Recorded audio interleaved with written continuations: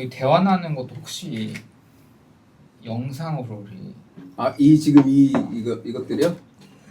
설교 후 나눔 설교 컨텐츠 후 나눔. 어떠십니까? 그래요. 그러면 엄청 가식적으로 해야죠 이제 저는. 그러니까 하고 그냥 여기 모자이크만 조금 해주시면 될 것 같은데 흐릿하게. 그 기생충에 나오는 껌충띠 같은 거.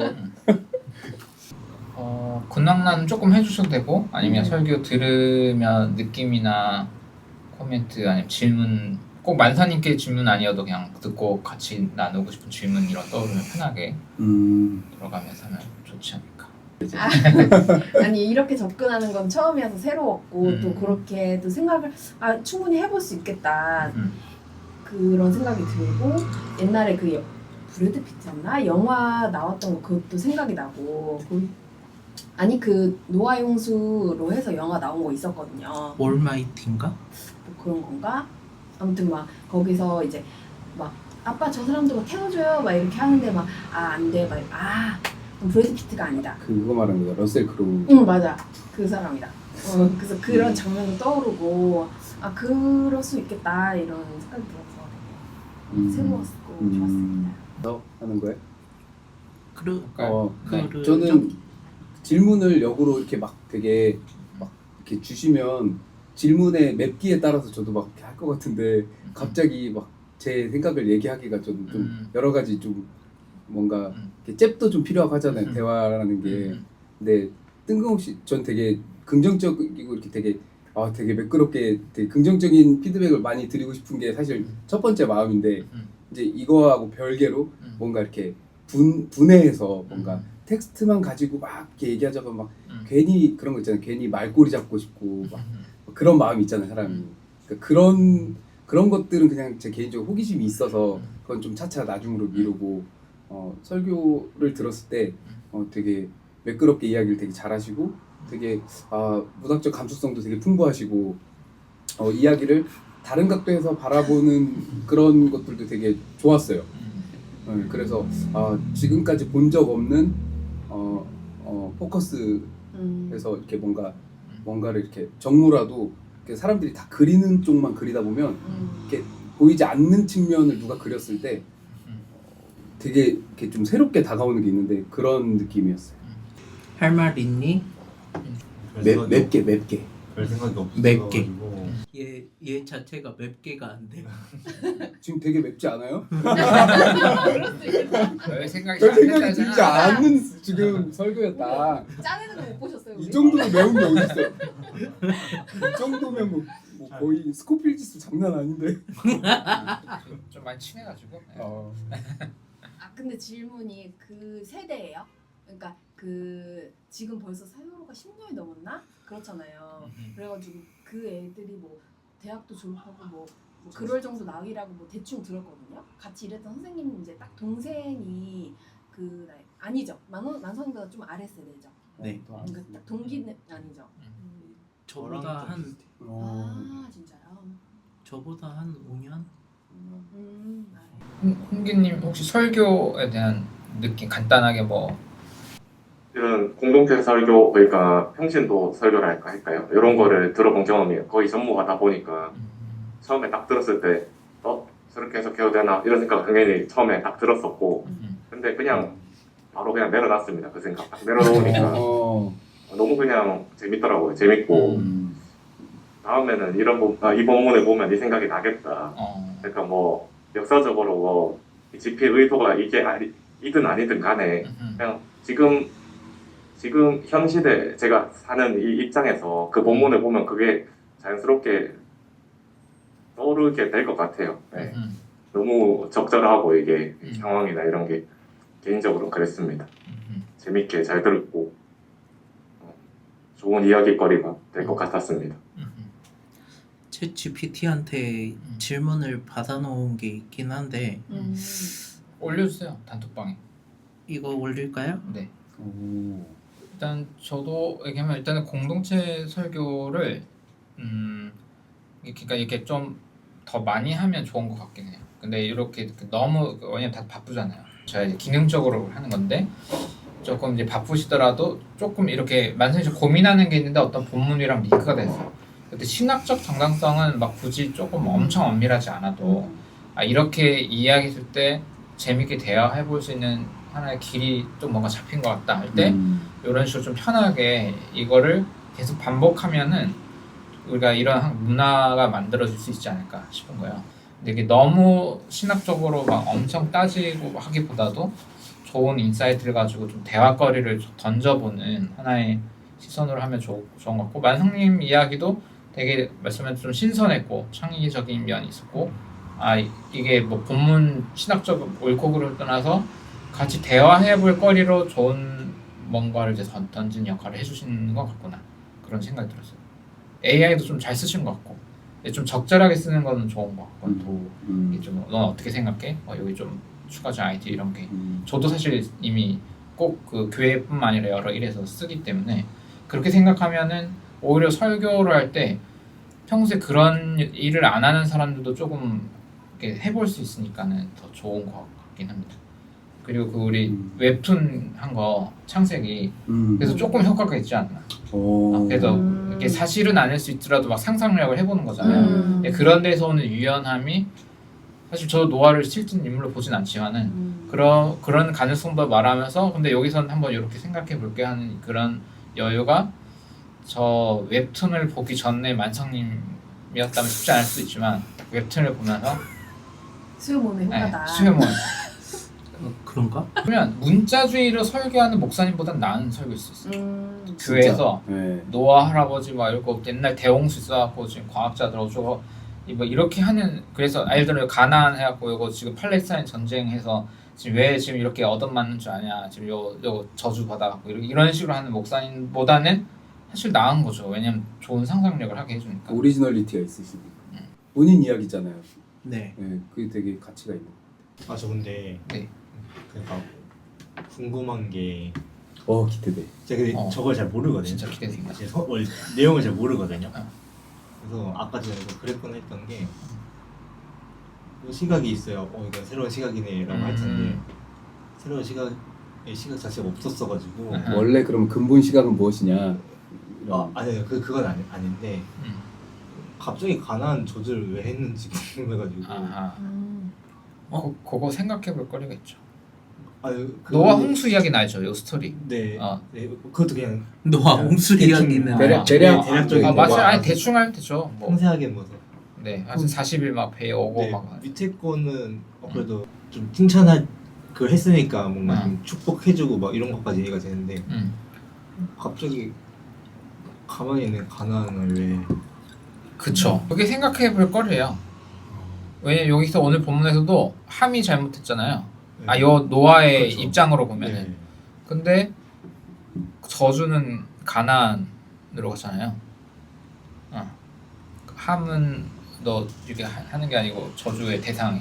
그러니까 사실 그 신학적 작업이 들어간 흔적들은 좀 있는 거죠. 이게 성경이 전승되고 막 할 때 가나안이 그 땅에 진짜 센 문제고 이 공동체 입장에서는 조금 힘들었던 기억에 있는 그런 캐릭터로 나오는데 이런 그런 거를 서술하는 방식으로 표현된 것 같다라고 하는 그런 게 전승 안에 조금 들어가 있는 것 같긴 한 느낌이 있습니다. 하지만 이제 만성님은 그런 역사 비평적 접근보다는 그냥 이 스토리를 응용해서 재난과 오는 트라우마와 이런 거를 이제 노아에게 감정이입을 조금 해가지고 그렇게 접근을 해보는 거고. 그냥 아버지 벗은 분들 가족끼리 목욕탕도 하고 그런 건데 이렇게까지 막 저주를 막. 이걸 어떤 단위에서 좀 이야기를 좀 이렇게 해봐야 되나 이런 생각이 들긴 해요. 왜냐면 이게 여러 가지 차원에서 이야기해볼 부분이 있는 것 같은데 뭐 예를 들어서 아버지를 함이 이제 그 성폭행을 했다라고 보는 견해도 있거든요. 그래서 이거를 그 굉장히 그 폐륜적인 사건으로 보는 그런 신학 요 문장을 벗은 것을 본다. 요거를 약간 그렇게 네, 해석할 여지가 있지 않나? 확대해서 이제 함이 아버지를 범한 것으로 치욕스럽게 한 것으로 그 사건으로 이렇게 보는 그런 견해를 예전에 지목 TV에서 경험 들었던 것 같아요. 제 기억으로는 역시 매운맛. 학자 이야기하면서 이런 견해도 있다 하면서 이렇게 소개하는데 그런 소스를 가지고 이렇게 편집된 것으로 보더라고요. 그래서 근데 저는 상상력으로 보기보다는 그런 맥락이 이렇게 편집됐을 수도 있긴 하겠다 정도로 그냥 생각하고 지나간 적은 있어요. 현대 신학으로 가면은 어쨌든 요게 지금 이 가나안과의 갈등 상황, 그리고 왜 하나님이 아브라함도 신화적 이야기를 통해서 왜 거기로 가게 했는지, 그리고 왜 트러블이고 왜 보통 자꾸 지는지를 설명하는 신앙의 형태를 만들 때 이런 스토리가 있었구나라고 하는 설명하는 하나의 이야기로 하면은 이게 조금 서사적으로는 좀 엉뚱해 보여도 그런 걸 표현하는 맥락이구나 라고 할 수 있죠. 근데 이제 그걸 빼고 그냥 스토리로만 가자고 할 때 약간 좀 당황스럽긴 해요. 아들을 그렇다고 진짜 아들이 아빠를 막 성폭행한 걸로 보기도 조금 그렇고, 과하죠. 물론 막 원어를 비틀어서 막 가면 할 수 있는데 맥락이 그러니까 그렇게 생각할 만한 게 저주까지 해갖고 막 천대받는 종이 되어라니까 그 자기 아들들인데 막 이렇게 막 하는 것도 노아의 앞에 스토리들을 볼 때 막 그렇게까지 노아가 막 의인이고 막 이렇게 막 인격이 그렇게 묘사가 되는데 갑자기 이렇게 되는 게 좀 애매하긴 하죠. 그래서 만성님 같은 경우에는 트라우마에 의해서 아빠가 좀 술 마시고 이런 식으로 생각을 하신 거. 이렇게 생각할 수 있는 아이디어는 제가 볼 때 그 노아 영화 보시면 그 옛날에 누구죠? 유명한 남자 러셀 크로가 나온 노아 영화 재밌게 촬영해요. 거기 보면 이 사람들이 홍수로 죽는 비명 소리, 그런 모든 생명체들이 죽는 비명 소리 배 안에서 듣는 게 묘사가 돼요. 근데 그거를 상상하면은 트라우마라는 개념을 노아에게 이입해갖고 해볼 수는 있겠죠.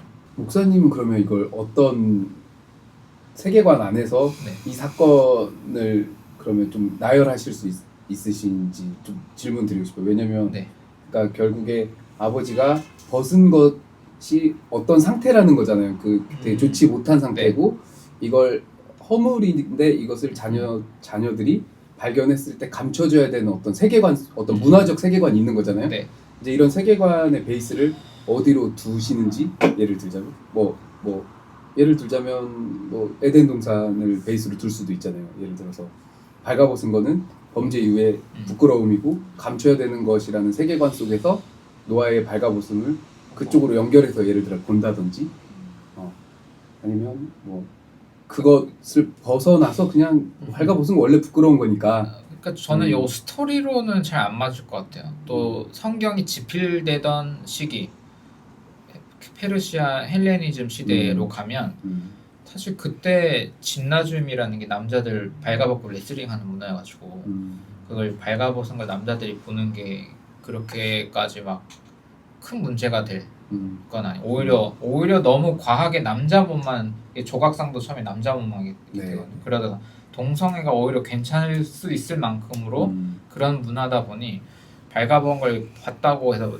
얘기한다 해서 이거를 이렇게 저주까지 받을, 그 당시 헬레니즘 문화로 가면 그렇고 그게 성경의 텍스트가 정리될 때 그래서 이게 맥락이 조금 그런데, 다만 그냥 그 당시에 이 이스라엘 신앙 공동체의 역사적 서사 맥락을 설명하는 그 상황이 있는데 이런 여러 전승이 그 서사를 끼워 맞추면서 그냥 약간 억지스럽지만 이런 스토리들이 들어가는 걸로 보이는 것 같고, 제가 만약에 만성이처럼 하지만 이 스토리로 만약에 우리가 묵상을 한다거나 이렇게 한다고 할 때 어떻게 할까?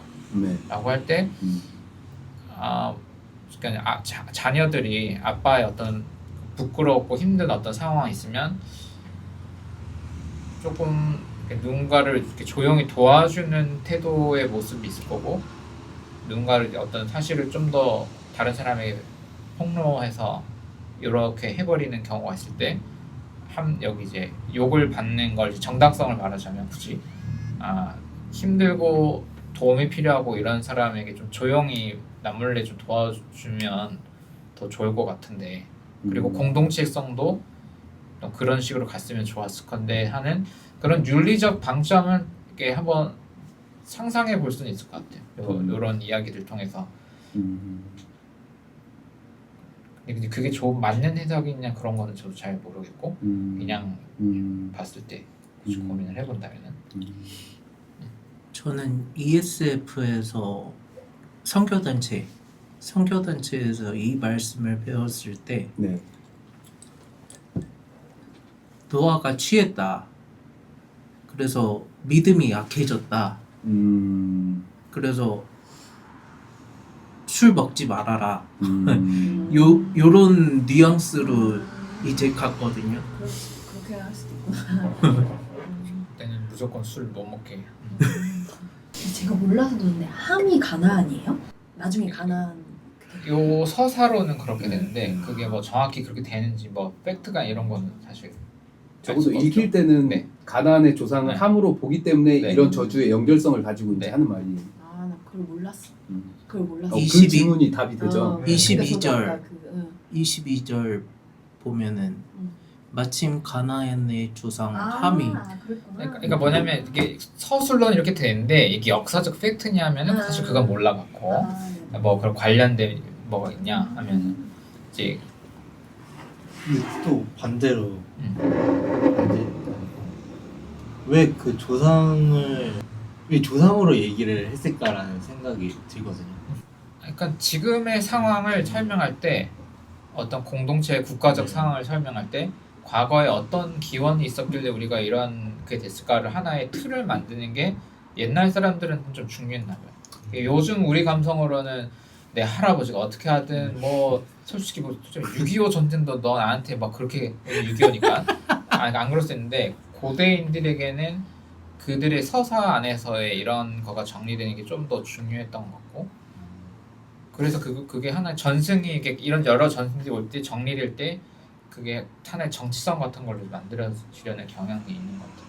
이제 좀 더 순진하게 질문하면 잘못을 했으면 그 자리에서 함이 혼나고 저주를 함이 받아야 되는데 왜 저 뒤에 있는 후손한테 그쵸, 지금 그쵸. 후손을 쳐다보면서 지금 저주를 내리냐 뭐 맞아요. 지금 이런 그렇죠. 지금 이 얘기 근데 이게 훨씬 더 이제 더 이렇게 더 접근성 있는 맞아요. 의구심이 맞거든요. 아.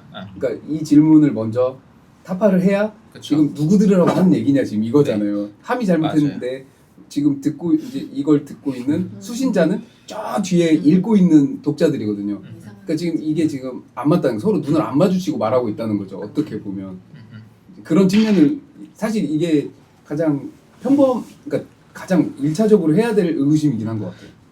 제일 안 좋게 가는 건 지금에 있는 팔레스타인 거기 이스라엘 팔레스타인 분쟁에 여기가 바로 추적하면 요거야라고 해서 가는 게 제일 최악의 해석이고 그거는 물론 해석은 자유지만 실질적 행동, 폭력적 행동을 나오니까 근데 이제 그냥 그 당시 신앙 공동체 입장에서 자리를 잘 못 잡는 소수 공동체가 자기 정체성을 유지하고 죽지 않고 그래도 하나님에 대한 희망을 가져가기 위한 스토리로 이런 전승들이 조직되어서 공동체를 붙잡는 정신이었다라고 할 때 이해할 수 있는 거죠.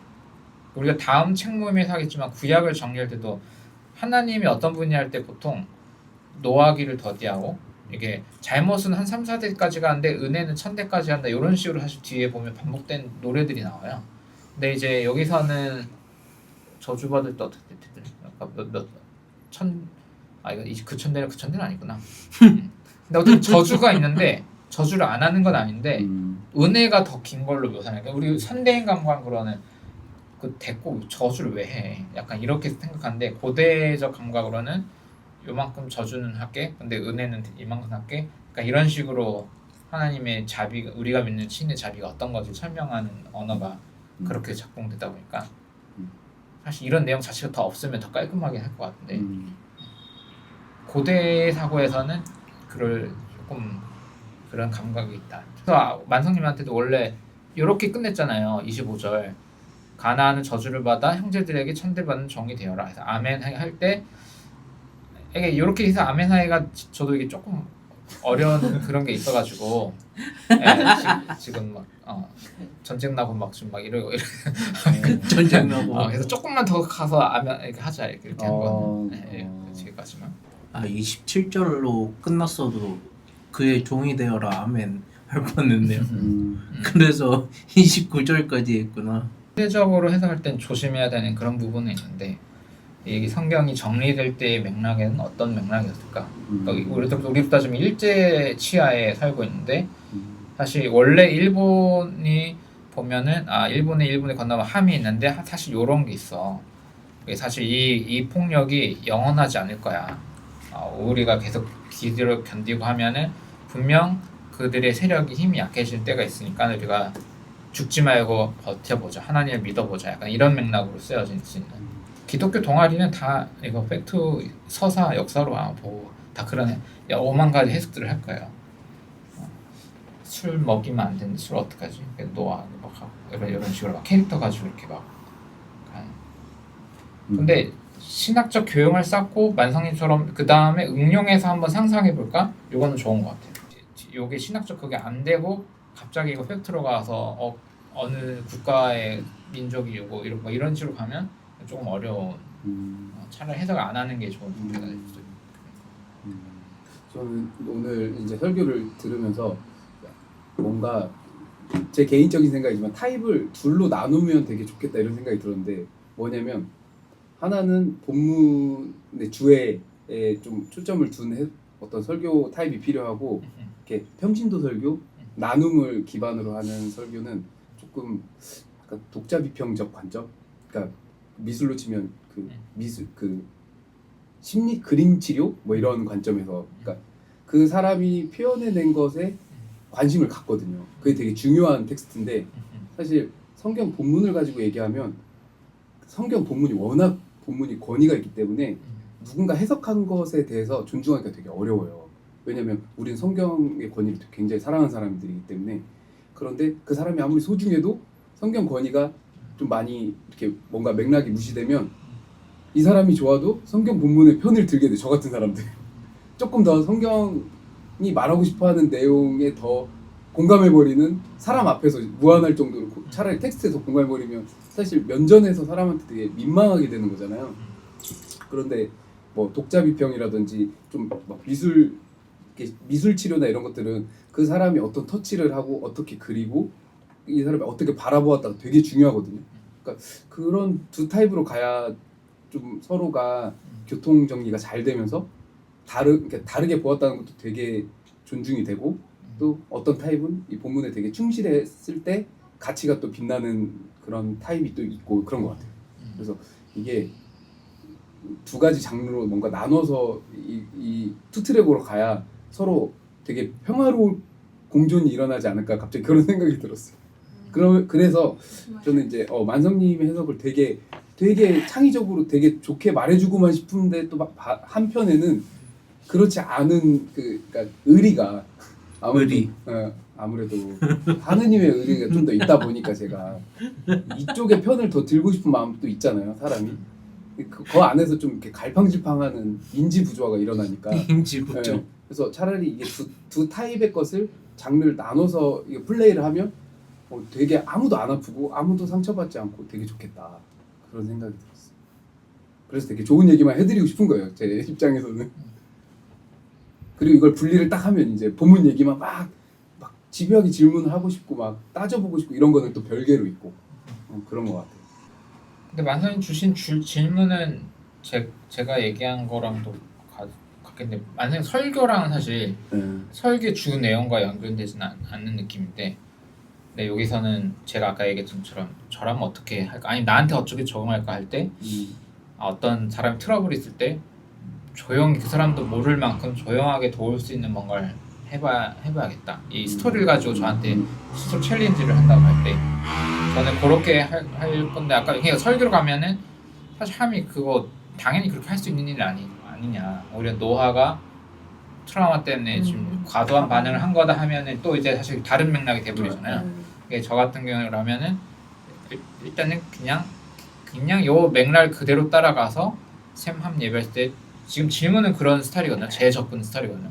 그냥 무슨 차이가 있었지? 이게 성서의 노아와 또 이걸 스토리를 편집한 사람의 그냥 눈으로 봤을 때는 둘을 구분할 때 요 두 명의 행동을 조금 긍정적으로 보잖아요. 그렇게 봤을 때 차이는 이거는 모르게 그냥 도와주는 거 끝나는 거고 이건 다른 사람한테 자꾸 이걸 알려버리는 방식으로 가는 거니까 그러면 나한테 챌린지를 하면 내가 여기 있으면 어떻게 몰래 그 사람도 모르게 괜히 돈 받는 것도 수치심을 느낄 수 있기 때문에 모르게 살짝 도와줄 수 있는 어떤 상황이 필요한 게 있었나? 이렇게 성찰하는 응용하는 거죠. 이게 직접적 해석은 아니고 그렇게 했을 것 같은데 GPT가 해준 건지 모르겠는데 GPT가 그렇구나. 해줬어요. 역시 제가 AI랑 잘 맞네요. 방향이 비슷해요. 그러니까 아주 마음에 들어. 저는 요 방향이 저는 이미 내 스타일. 1번, 2번 특히 무지개는 요 본문은 아니긴 하지만 그래도 같이 생각해 볼 수 있는 이 본문을 따지면 무지개 보여줬는데 지금 노아가 지금 계속 술 먹고 지금 무지개 더 자주 보여줬으면 됐나? 비 내리는 날이 한정적이니 무지개만으로는 안 돼서 알코올 이렇게 하는 그러니까 상황이긴 한데 그러니까 이 질문도 내 생각에 만성이 스타일로 사실 더 좋았을 수도 있겠습니다. 저는 사실 요게 더 좋긴 하지만 만성님의 그 스토리랑 이런 게 이거 그때 그 큐티에 질문하는 거랑 좀 닮긴 했네요. 그렇죠. 네. 그러니까 아마 직접 질문을 만들어 보면 느끼지만 가는 이런 게 있어요. 이걸 뭐 사실 아니냐 뭐 이런 게 아니라 이 스토리를 가능한 좀 덜 무너뜨리면서 좀 생산적으로 나한테 내가 어떤 행동을 할 때 그 생산적인 행동을 할 수 있는 방식의 해석과 연결된 질문을 뽑고 싶은 게 있는 거거든요. 그러다 보니까 이렇게 좀 가는 경향이 있는 것 같아요. 근데 그건 꼭 AI를 안 쓰더라도 제가 직접 문장을 써도 아마 이런 식으로 갈 것 같아요. 이 캐릭터를 비교하면서 특히 이것처럼 창세기 원역사처럼 더 신화적 스타일의 서사가 가면 이거가 딱 본문이 말하고자 하는 바가 뭐고 어떤 행동을 해야 되지가 선명하게 링크가 잘 안 되는 게 많긴 하거든요. 좋게 보면 해석의 자유가 엄청 넓어지는 거고 구약으로 갈수록요? 꼭 구약은 아닌데 그 장르가 약간 압축적이고 이렇게 정확히 기원을 파악하기 어려운 글들은 더 약간 심연에 있는 느낌이다 보니까 그 예전에 이게 궁금해가지고 미드라시 창세기 그 찾아서 본 적이 있는데 거기에서 이 아버지를 돕지 않은 함을 이제 랍비들이 재해석을 하잖아요. 재해석을 어떻게 하냐면 함 너는 아버지에게 하얀 천을 덮어주지 않아서 너의 몸이 저주받은 검은 몸이 된다고 이런 식으로 해석하거든요. 그게 이제 인종으로 가는 거예요. 뭐 너의 너의 아버지에 대한 말을 부끄러움을 네 입으로 담아서 입이 까맣게 되고 막 이런 식으로 기술을 해요. 그래서 여기서 자기들이 하고 싶은 교훈이라는 게 이제 해석 자체가 들어있는 그렇죠. 거잖아요. 네. 그러니까 함이 했던 일이 아버지를 이제 덮어드리지 않았는데 그거를 하얀색 천을 덮어드리지 않아서 너의 피부가 이제 검정 피부가 되고 막 이런 식으로 연결을 하는데 이제 인종을 이제 죄의 결과로 엮어내려고 하는 의도가 들어있는 거잖아요. 그렇죠. 그래서 랍비들이 그런 해석을 가지고 자기들은 이걸 교훈을 좀 더 확대시켜서 이 사건을 바라보고 있구나. 그러면 제 해석은 좀 할지언정 원형이 가지고 있는 옳고 그름은 지금 아버지의 부끄러움을 덮어주지 않았다라는 그 자체가 굉장히 큰 그 문제의식으로 보고 있는 거거든요. 이제 그걸 해석을 더 심하게 해서 이제 인종으로 이제 가버리는 건데 그래서 이 이야기를 읽었을 때 물론 현대인으로서 와닿는 건 없지만 적어도 이 이야기에 뭐 흥분울부를 우리가 읽었을 때도 옳고 그름 정도나 뭐 현대에 안 맞더라도 뭔가 그런 것들이 있잖아요. 그 시대상의 어떤 옳고 그름들이 있잖아요. 근데 저희가 이 본문을 읽을 때 그게 현대적으로 입맛에 안 맞더라도 여기서 말하고자 하는 어떤 권선징악 내지는 옳고 그름, 교훈 이런 것들은 분명히 의도가 세팅돼 있을 거란 말이에요. 근데 이런 것들에 대해서 좀 소홀한 경향이 사실 있거든요. 이제 이런 것들을 빼고 얘기를 해버리면 되게 원형이 없는 재해석이 계속 일어나는 거예요. 근데 그 랍비들이 이미 그렇게 원형이 없는 재해석을 하고 있잖아요. 저는 원형이 있어서 재해석을 그렇게 했다고 생각한 거예요. 그러니까 함이 어쨌든 함이 한 행동이 부모에게 어떤 일을 했는데 그것을 좀 더 확대해서 이제 그런 방식으로 그쵸. 이제 재해석을 좀 더 가공해서 강화시킨 측면이 있지만 원소스는 분명히 있었을 거다라고 유추를 하는 거죠. 그것들을 랍비들이 더 이렇게 마치 율법을 더 이렇게 막 시행령을 더 만들고 더 막 이렇게 확대 해석해가지고 막 촘촘하게 하는 것처럼 이 사건을 더 이렇게 뭔가 제도나 어떤 것들을 바라보는 시각들을 더 확장시키면서 이렇게 뭔가 했을 거라는 걸로 그러니까 보는 그 거죠. 어느 한 납비 해석이고 네. 또 아마 다른 해석들도 네, 있을 있을 거예요. 거예요. 그게 막 산호초처럼 붙는 게 음. 이 성경 주석의 스타일이거든. 근데 이제 미드라시 자체는 그래도 꽤 어떤 뭐 물론 권력 싸움일지라도 뭔가 어느 정도 이렇게 재패한 해석일 거 아니에요. 미드라시의 해석 자체들은 굉장히 유대 사회에서 어느 정도 주류이고 해석을 했던 권위자들이 최종적으로 내놓은 색깔들이기 때문에 탈무드도 마찬가지고 이제 그런 정도의 베이스가 이렇게까지 해석을 한다는 게 좀 경악스럽잖아요. 근데 거꾸로 되게 좋지 않아요? 그러니까 어쨌든 적어도 좋기도 하죠. 그 사람보다는 잘 할 수 있잖아요. 해석을 그렇게 인종차별적으로. 현대인으로서 네. 절대 불가능하니까. 그러니까 조금 가벼운 마음 가지고 도전해볼 수 있는 거죠. 그러니까 이 미드라시 썼던 주석가들도 이 정도 수준이었고 솔직히 말하면 기독교 교부들도 이상한 해석이 많이 하거든요. 우리가 막 맨날 위인전처럼 하나 뭐 어거스트부터 막 되게 이상한 주석을 사실 많이 하긴 하거든요. 근데 우리는 데이터가 좀 더 많고 윤리적 감성도 좀 더 높으니까 그 오히려 더 안전하고 재밌는 해석들을 쌓아갈. 근데 좀. 기본 구조가 깨져버리면 안 된다는 거죠. 예를 그거는 들어서. 좀 고민해볼 네, 문제가 네. 있을 것 같아요. 기본 구조. 오빠 말은 이거잖아. 나는 내가 이제 모르는 사람에서 볼 때 그냥 보면은 함이 그렇게 저주받을 정도로 잘못한 건가? 그러니까 그런 생각 드는데 뭐 그것도 그거는 들고. 건들지 말자 그거잖아 오빠는. 그 얘는 어쨌든 서사 안에서는 어쨌든 심판을 얘는 받고 나쁜 이런 걸로 거니까. 하고 해석 이제 그거는 건들지 말고 해석하자. 이제- 그랬으면 편안하겠다 이거잖아. 그러니까 기본 그러니까 확대 좀 보수적일지라도 이야기가 가지고 있는 기본 골자들 있잖아요. 의도들이 예를 들어서 흥부놀부 이야기에서 사실은 놀부가 배려 차원에서 그러는 거야. 뭐 이런 식으로 얘기하면 또 뭔가 이야기에 산으로 간다. 뭔가 어떤 것들이 숨어 있을 수 있어요. 분명히 있을 수 있거든요. 그렇죠. 네, 놀부가 사실 잘못된 게 아니라 장자로서 어쩔 수 없이 상속받는 거야. 뭐 이렇게 얘기하면 괜찮은 거거든요. 그러니까 오늘 맥락 따지면 사실 함은 당연히 할 만한 일인데 너무 놀랬으니까 가서 알려야 되는 거 아니야? 이제 이런 옹호들이 근데 가능하죠. 네. 노아가 술 먹고 지금 트라우마든 뭐든 정신 상태가 이래갖고 지금 아들한테 지금 이렇게 하고 있잖아. 그랬는데 성경에 보니까 950년까지 살고 죽었다고? 그럼 그런 노아의 신은 뭐야? 제정신이야? 맞아요. 그렇지만. 그렇게 생각. 목을 내려줘. 가난 요 저주받은 얘를 좀 도와주던가. 음. 근데 이렇게 해도 갈 수 있다는 거 사실은. 근데 그렇게 하면 설교가 좀 어렵겠죠. 네. 왜냐 어쨌든 우리가 성경을 토대로 뭔가. 근데 해석은 사실 자유긴 해. 그러니까 여기 이러다 보니까 저도 여기서 고민해볼 수 있는 그 고민이 되는 지점들이 있는데 진보 쪽 할 때의 문제는 이런 해석을 할수록 더 창의적이지 재밌지라는 걸 즐기는 분위기는 좀 있는데 그러니까 참 어렵죠. 그냥 해석이라는 조건만 보면 불가능한 건 없거든요. 네. 불가능한 건 없는데 근데 어쨌든 살짝 고민이 되긴 하는 것 같아요. 그 부분을 할 때 실제로 이런 예가 좀 있었어가지고 길섭도 예전에 꼭 우리 아까 언급한 말고 다른 분 막 할 때 성경을 통해서 모세든 아니면 때로는 그냥 그 자체로 하나님 신이든 좀 비평하는 걸로 아멘해서 끝난 경우가 있긴 있었거든요. 그러다 보니 참 또 고민이 되는 부분들은 있었긴 해요. 필연적으로 그렇게 되는 것 같아요. 그게 길섭교회의 이야기이기만 한 건 아닐 거라고 생각해요. 근데 그것도 피드백을 하면 요 프로필 사에 찍었다면 그렇게 한번 창의적으로 던져봤을 때 어떤 피드백들을 받는지를 하면서 또 수정하면은 될 것 같긴 하거든요. 그래서 제가 오늘도 그 지인한테 설교 해보시고 왜냐면 누구나 할 수 있어요. 근데 딱 들었을 때 아니다. 이거 숨겨야 된다.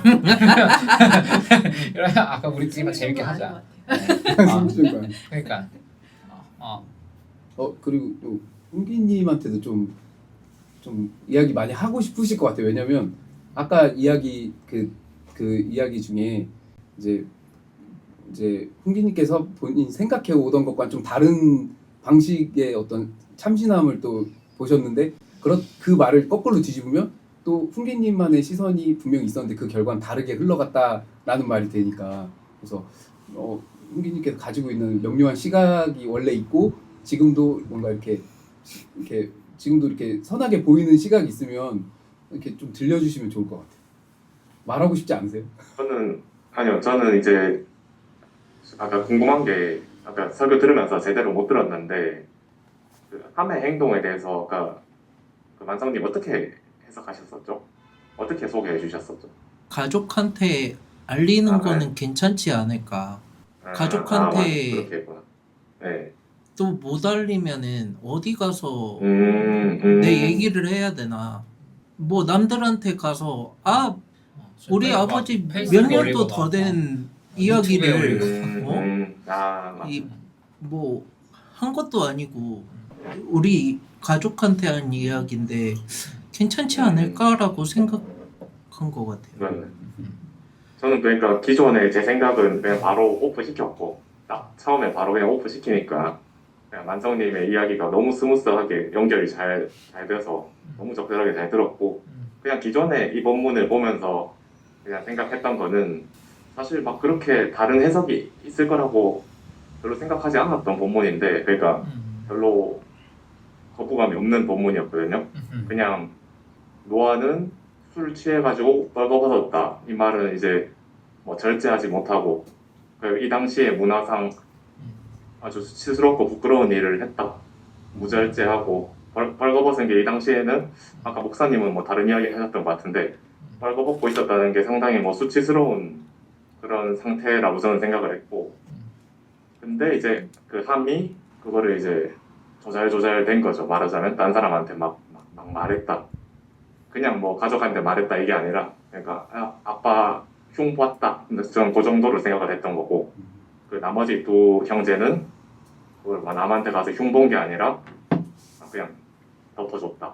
그러니까 딱딱딱 정확하게 정리가 돼서 저는 그냥 이 본문은 그러니까 막 남한테 가서 흉 본 사람은 저주를 받고 물론 그 저주의 세기가 그 아들까지 저주하니까 그거는 좀 뭐 생각하면 좀 이상하긴 한데 그까지는 아예 생각도 안 했고 저는 그냥 남 흉 본 사람은 혼나고 이렇게 그냥 덮어준 사람은 뭐 잘했다.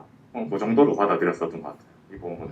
벌거벗는 거는 두 가지 다 해석이 가능하긴 할 것 같아요. 이제 그냥 고대 근동 옛날 시대라고 하면 분명 이게 수치가 맞긴 한데 또 헬레니즘 문화론 또 아닌 면도 있다 보니 이게 어느 각도에서 보느냐에 따라서 다 그러니까 성경이 편집되고 그 유통되는 문화로 보면은 그렇게 큰 문제는 아닐 수도 있고 근데 이런 문화 자체를 유대인들도 싫어했을 거야. 남자들 막 빨가벗고 레슬링하고 근데 그 당시 문화에서 또 그거를 좀 유행을 하고 이러니까 근데 그런 입장에서는 벌거벗은 거 보는 것 자체도 문제라고 볼 수도 있고 그리고 또 이제 어떤 문화권 기준으로 어떻게 바라보느냐에 따라서 트러블이 될 수도 있고 안 될 수도 있고 요 고대 히브리 문화로는 문제가 되는 건 맞죠.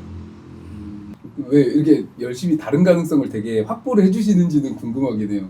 그러니까 헬라 문화권을 그걸 얘기하는 네네. 이유는 네네. 이게 이 이야기가 책이 될 때가 헬라 문화권이 때 보니까 그 당시 이게 이 전승이 텍스와 성경이 되는 시대는 또 기원전 한 2세기, 3세기에 거의 그쪽으로 가거든요. 네, 그 맥락으로 가면 사실 이 문화가 벗으면 보고 뭐 되고 왜냐면 성경이 또 유대인만 하는 게 그게 헬라어로 번역돼서 이렇게 유통되고 이러니까는 사람들에게 이게 와닿을까 하면은 조금 그러니까 이게 우리가 이게 이해가 잘 안 되더라도 스토리상으로는 성경이 노아를 부정하진 않다 보니 함의 요 행동이 이유는 모르겠지만 가족이 말한 것도 잘못된 걸로 보는 게 1차적인 맥락. 하지만 이걸 다시 노아의 상태 때문에 이렇게 하는 것도 불가능한 해석은 또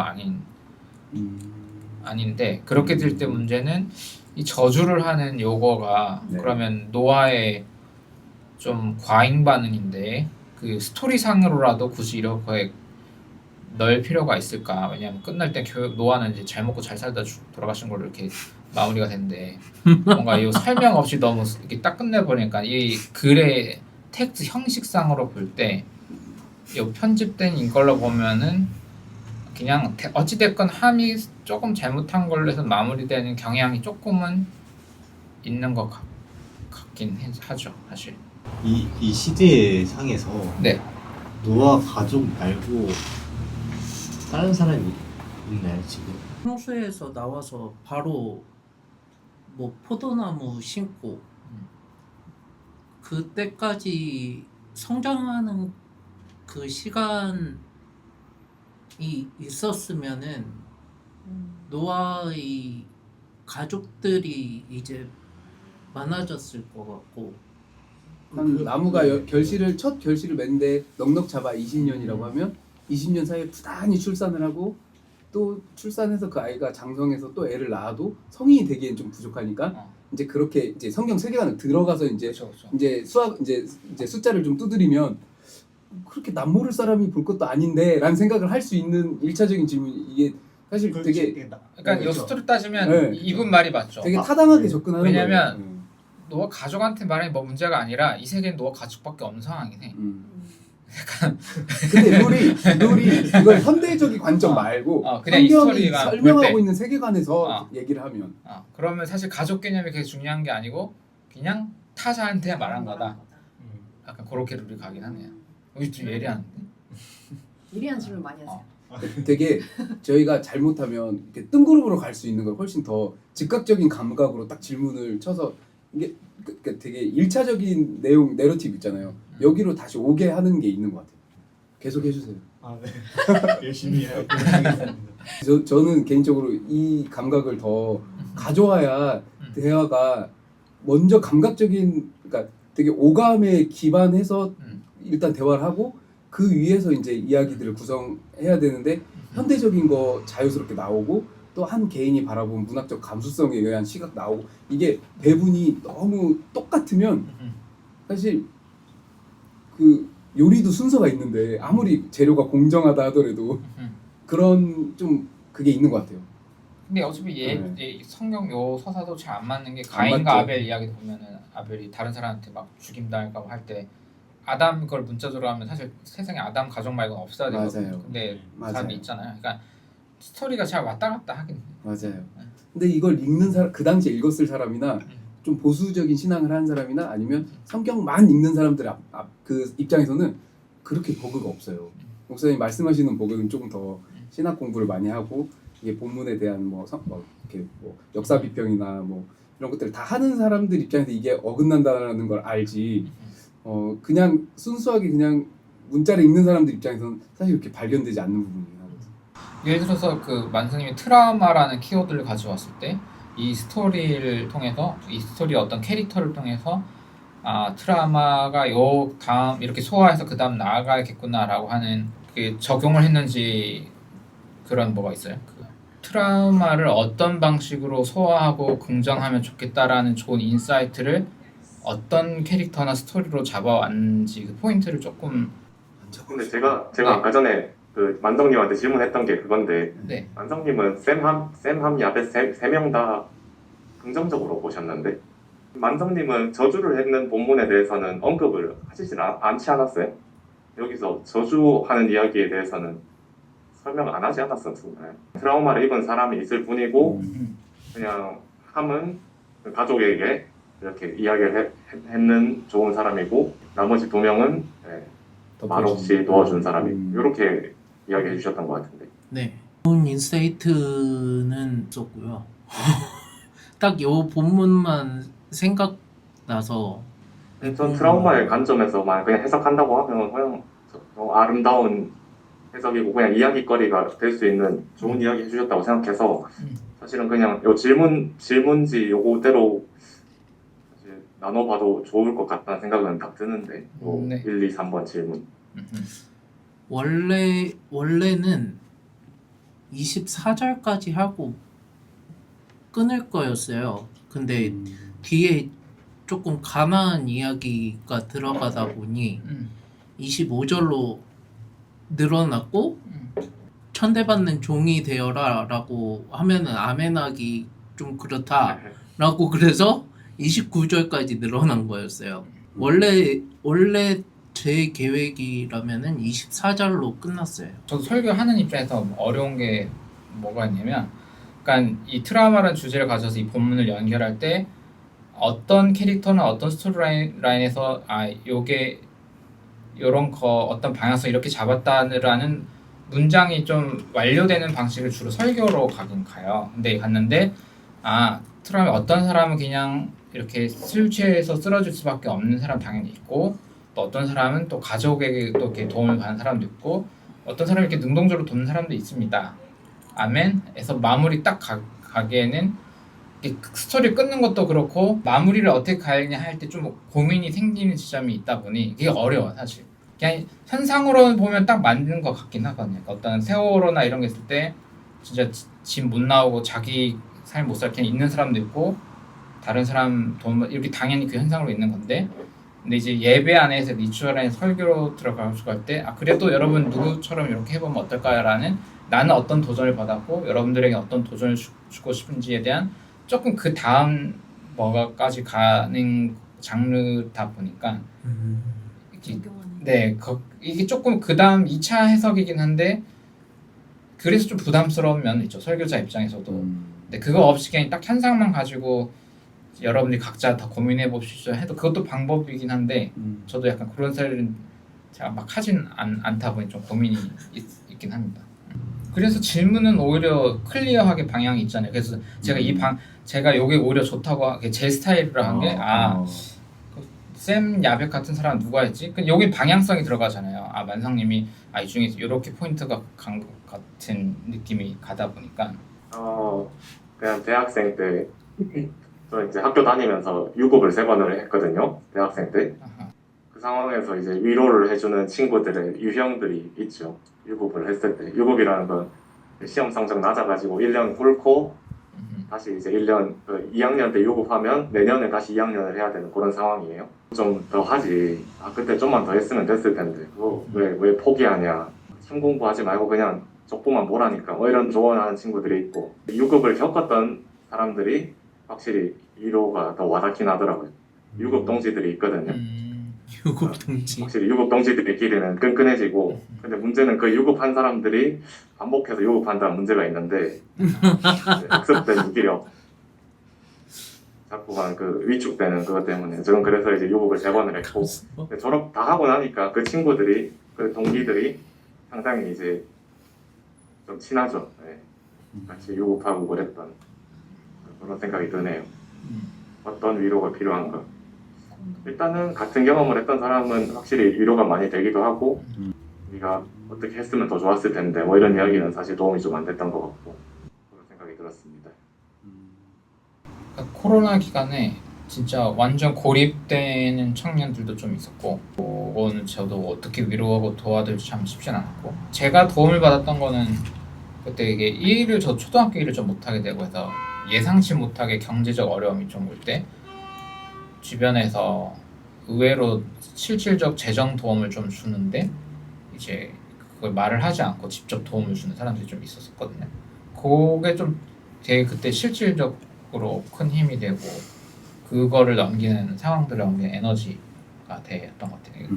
버티면서 하다가 또 솜니움 알바도 그때 하게 됐던 것 같고, 그래서 제 입장에 설교자로서도 어쩔 수 없이 그 텍스트 여기 야벳이나 요걸 두 아들을 할 수밖에 없는 것도 좀 있고, 그런 방식으로 저도 도움을 받았던 게 그 재난 상황에서 내가 누구한테 어떻게 도움을 받았느냐 할 때 좀 그런 게 있다 보니까, 물론 도움을 받아도 좀 다른 사람한테 이렇게 도움을 받았다고 알려도 아무 문제도 없긴 한데, 그냥 어쨌든 조용히 이렇게 해주는 친구들 보면서 조금 에너지를 응원을 많이 받긴 했던 것 같아요. 저도 트라우마가 있기 때문에 세월호 겪고 나서 이제 교회에서 배척하는 모습 보고 교회가 이러면은 안 되는 거 아닌가? 품어줘야 되는데?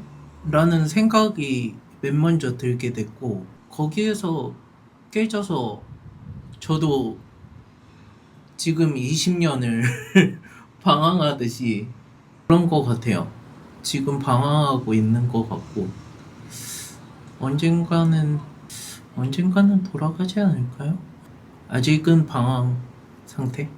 잉 중이다. 아직 노아의 상태에서 벗어나지 않았다. 서로 사건 자체에 대한 소화랑 그거에 대한 이상한 해석을 하는 교회를 좀 분리해서, 사건 자체 해석 좀 어렵긴 하거든요, 신앙 거기. 근데 이런 이상한 해석은 교회 문자주의 해석과 폭력적 그거는 그걸 트라우마로 계속 가지고 있을 필요는 없을 것 같아요. 세월호 사건 자체는 사실 트라우마가 될 수도 있고 누구나 어쩔 수 없는 그런 슬픔이긴 한데 만성님한테 이제 그 트라우마가 어떤 방식의 연결이었는지는 사실 저로서는 약간 조금 덜 와닿. 그러니까 왜냐면 그러니까 세월호 사건을 온 국민 TV로 봤을 때 그것을 보고 느끼는 그 어떤 심리적인 또는 감정적인 동요가 똑같을 수는 없잖아요. 그리고 그것들에 대한 아픔을 짊어가는 그 무게도 사람마다 다 다를 거고, 혹은 누군가는 자꾸 그걸 덜어내라고 요구한 사람도 있고, 누군가는 그런 사람들 목까지 더 지고 간 사람도 있을 거고, 이렇게 다양한데, 그게 이제 만성님한테 이제 세월호가 어떤 방식으로 이렇게 커넥티드 일어났는지, 이제 이런 부분들은 조금 이렇게 조금 더 주의 깊게 한번 이렇게 관심을 가져보고 싶다라는 생각은 드는 것 같아요. 만성님이 가지고 있는 트라우마가 어떤 방식의 이렇게 내적으로 형태를 이루고 있는지에 대한 공감해보고 싶다 이런 생각 드는 것 같아요. 저는 네. 그 당시에 미디어 금식을 하고 있었어요. 그 주가 고난 주간이라서. 그래가지고 TV 안 보고 미디어 다 끊을 거야. 그리고 수요일 날 지났는데 세월호 터졌대. 나는 뉴스를 못 보고, 근데 계속 버스에서나 뭐 TV에서나 흘러나오는 목소리는 지금 누구 구조됐다, 구조가 안 됐다, 뭐 다 죽었다, 뭐 이런 소리만 들리니까 미디어 금식하는 자체로는 진짜 죽을 맛인 거예요. 이거를 성공해야 되는데, 그때는 믿음이 대단했어서 성공해야 되는데 이거는 사탄의 음성인가?